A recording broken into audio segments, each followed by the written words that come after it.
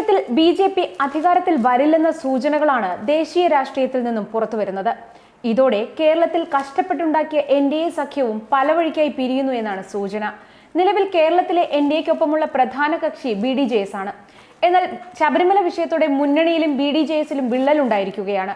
Tushar വെള്ളാപ്പള്ളിക്ക് CPM Lok Sabha seat വെച്ചു നീട്ടി ഒപ്പം നിർത്താൻ ശ്രമിക്കുകയാണ്. ഇതോടെ ബി.ഡി.ജെ.എസ് എന്ന പാർട്ടി പല വഴിക്കായി പിരിയുമെന്ന് ഏതാണ്ട് ഉറപ്പായി. അയ്യപ്പ ജ്യോതിയിൽ നിന്നും വിട്ടുനിൽക്കുകയും വനിതാ മതിലിൽ പങ്കാളിയാകുമെന്ന് തുഷാർ വെള്ളാപ്പള്ളി പ്രഖ്യാപിക്കുകയും ചെയ്തതോടെ കാര്യങ്ങളെല്ലാം കുഴഞ്ഞു മറിഞ്ഞിരിക്കുകയാണ് എൻ.ഡി.എ മുന്നണിയിൽ. ഇതോടെ ഇടതുമുന്നണി വഴി MLA സാധ്യത പരീക്ഷിക്കാൻ വേണ്ടി രാജൻ ബാബുവും ബി.ഡി.ജെ.എസ് വിട്ടു.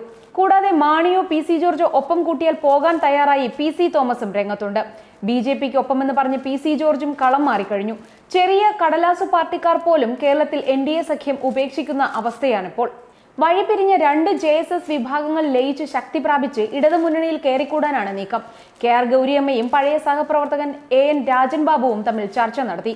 ഗൗരിയമ്മയുമായി വഴിപിരിഞ്ഞ് NDA ഘടകകക്ഷിയായ രാജൻ ബാബുവിന്റെ പാർട്ടി NDA വിട്ടേക്കുമെന്ന അഭ്യൂഹത്തിനിടയിലാണ് രാജൻ ബാബു ഗൗരിയമ്മയെ സന്ദർശിച്ചത്. ഇന്നലെ ഉച്ചയ്ക്ക് ഗൗരിയമ്മയുടെ വീട്ടിലെത്തിയ രാജൻ ബാബു 2 മണിക്കൂറോളം ചർച്ച നടത്തി. ഇരു വിഭാഗങ്ങളും ലയിക്കുന്ന കാര്യം ചർച്ച ചെയ്തെന്ന് രാജൻ ബാബു പറഞ്ഞു. പാർട്ടിയുടെ നേതൃത്വം ഏറ്റെടുക്കണമെന്ന് ഗൗരിയമ്മ മുൻപും ആവശ്യപ്പെട്ടിരുന്നു.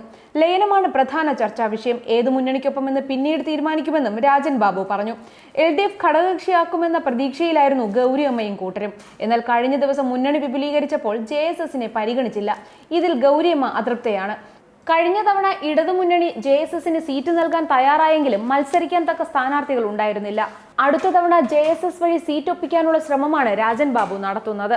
അതേസമയം നിരന്തരം തലവേദന സൃഷ്ടിക്കുന്ന ബി.ഡി.ജെ.എസിനെ തള്ളാനും കൊള്ളാനും കഴിയാതെ BJP നേതൃത്വം. ചെങ്ങന്നൂർ ഉപതെരഞ്ഞെടുപ്പ് മുതൽ പല സന്ദർഭങ്ങളിലും പാർട്ടിയെയും NDAയെയും പ്രതിസന്ധിയിലാക്കുന്ന നിലപാടാണ് ബി.ഡി.ജെ.എസിന്റേതെന്നും BJP വിലയിരുത്തുന്നു. ഏറ്റവും ഒടുവിൽ അയ്യപ്പ ജ്യോതിയിൽ പങ്കെടുക്കാതെ വനിതാ മതിലിനോട് സഹകരിക്കുമെന്ന ബി.ഡി.ജെ.എസ് നേതാവ് തുഷാർ വെള്ളാപ്പള്ളിയുടെ നിലപാടും തലവേദനയായി. ഇത് മുന്നണി വിടുന്നതിന്റെ സൂചനയാണെന്ന് BJPക്ക് ഏകദേശ ധാരണ ഉണ്ടായിട്ടുണ്ട്. അയ്യപ്പ ജ്യോതി സംബന്ധിച്ച കാര്യം NDA ചർച്ച ചെയ്തില്ലെന്ന് വ്യക്തമാക്കിയ തുഷാർ വെള്ളാപ്പള്ളി സർക്കാർ പ്രഖ്യാപിച്ച വനിതാ മതിലിനെ പിന്തുണയ്ക്കുന്ന പ്രതികരണമാണ് നടത്തിയത്.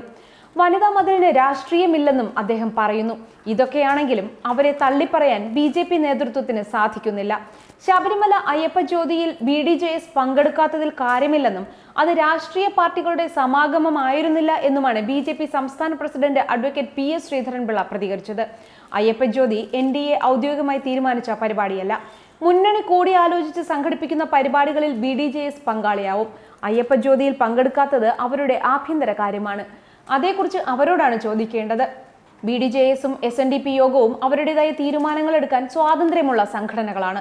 അയ്യപ്പ ജ്യോതിക്ക് BJP അങ്ങോട്ട് പിന്തുണ അറിയിച്ച് പോയതാണെന്നുമായിരുന്നു പിള്ളയുടെ വിശദീകരണം. എന്നാൽ ബി.ഡി.ജെ.എസ് ചെങ്ങന്നൂർ ഉപതെരഞ്ഞെടുപ്പ് ഉൾപ്പെടെ വിഷയങ്ങളിൽ കൈക്കൊണ്ട നിലപാടിൽ BJPക്കുള്ളിൽ കടുത്ത അസംതൃപ്തിയുണ്ട്. മുന്നണിയുടെ ഭാഗമായി നിലകൊണ്ട് ബോർഡ് കോർപ്പറേഷൻ സ്ഥാനമാനങ്ങൾ കൈക്കലാക്കിയ ശേഷം മുന്നണിയെ വഞ്ചിക്കുന്ന നിലപാടാണ് അവർ കൈക്കൊള്ളുന്നതെന്നും NDA യോഗം ഉടൻ വിളിച്ച് ഇക്കാര്യങ്ങൾ ചർച്ച ചെയ്യണമെന്നും ആവശ്യമുയർന്നിട്ടുണ്ട്. അതിനിടെ വനിതാ മതിലിൽ പങ്കെടുക്കുന്നതിൽ തുഷാർ വെള്ളാപ്പള്ളിക്ക് സ്വതന്ത്രമായ തീരുമാനം എടുക്കാമെന്ന് BJP അധ്യക്ഷൻ PS ശ്രീധരൻപിള്ള പറഞ്ഞത് BJPക്കുള്ളിലും വിവാദങ്ങൾക്ക് വഴിവെച്ചിട്ടുണ്ട്. വനിതാ മതിൽ സംഘടിപ്പിക്കുന്നത് ശബരിമല വിഷയത്തിലല്ല എന്ന് അതിന്റെ സംഘാടകർ തന്നെ പറഞ്ഞിട്ടുണ്ട്. അപ്പോൾ പിന്നെ അതിൽ തുഷാർ പങ്കെടുക്കുന്നത് തെറ്റാകുന്നത് എങ്ങനെയെന്നും ശ്രീധരൻപിള്ള ചോദിക്കുന്നു. ഇതിനെതിരെ BJPയിൽ തന്നെ ഒരു വിഭാഗം രംഗത്തെത്തി കഴിഞ്ഞു.